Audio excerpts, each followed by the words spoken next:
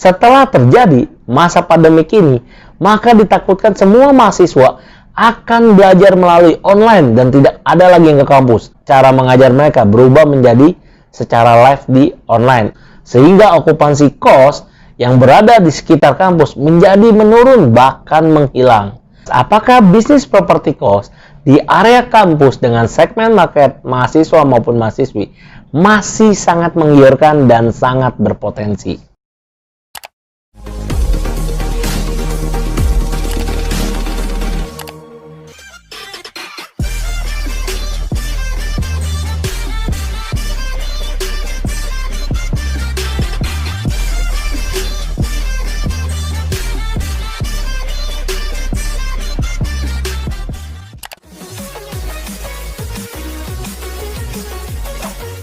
Halo Sobat Kospreneur, kembali lagi bersama saya Iwan Kendrianto di channel Business Kos.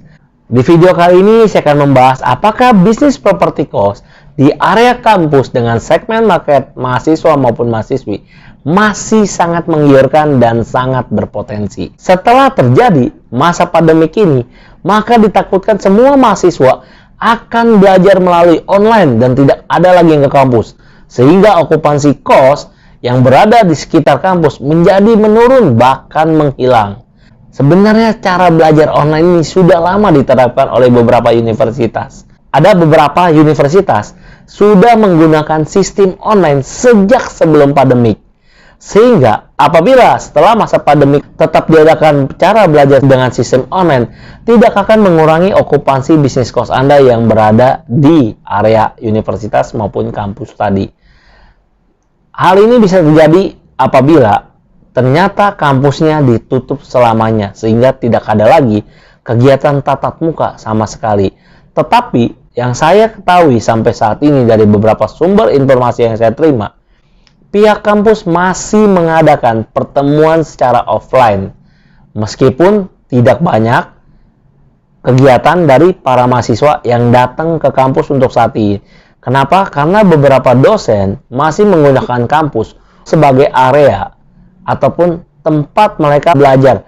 Hanya saja cara mengajar mereka berubah menjadi secara live di online. Belajar secara online melalui webinar maupun seminar online. Selain market yang ada di area kampus, kita juga sering menemukan beberapa kos itu mendapatkan penghuni kosnya dari orang yang bekerja di perkantoran sekitar kampus tersebut.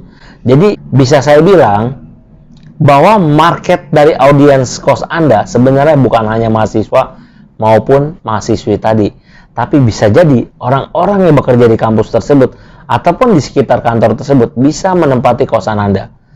Contohnya yang pernah saya dapatkan adalah dari member kita yang memiliki kos di area BINUS. Mereka memiliki bisa dibilang 60-70% yang menempati tempat tersebut adalah mahasiswa maupun mahasiswi. 40% sisanya itu digunakan ataupun dihuni oleh yang bekerja di wilayah kampus tersebut. Nah, apabila terjadi pembelajaran secara online, mungkin akan berefek terhadap 60% dari kapasitas penghuni yang sebelumnya adalah dihuni oleh mahasiswa dan mahasiswi tadi. Tapi Bapak Ibu tidak perlu khawatir, karena bisa jadi setelah 40% ini terisi dan semuanya belajar secara online, saya yakin pasti apabila perkantoran telah dibuka kembali secara normal, bisa jadi sisa 60% tadi terisi oleh orang-orang yang bekerja di sekitar kampus tersebut. Jadi tidak perlu khawatir. Yang perlu Bapak Ibu khawatirkan adalah jika ternyata market kos Bapak Ibu hanya bergantung terhadap kampus itu saja. Nah, apabila Bapak Ibu bingung bagaimana caranya memilih lokasi maupun menambah target audiens dari market untuk calon penghuni kos Bapak Ibu, Bapak Ibu bisa join di KSC Community. Karena salah satu pelajaran penting yang kita ajarkan di KSC Community adalah bagaimana caranya memasarkan bisnis properti kos Anda tidak hanya pada satu market audience, tetapi lebih dari satu market audience. Tentunya hal ini bisa Anda lakukan ketika Anda mengetahui lokasi Anda ada di mana dan siapa audiens marketnya. Saya Iwan Kendrianto, sampai jumpa di video berikutnya. Jangan lupa untuk subscribe dan share video ini jika bermanfaat untuk Anda dan sobat kospreneur lainnya. See you!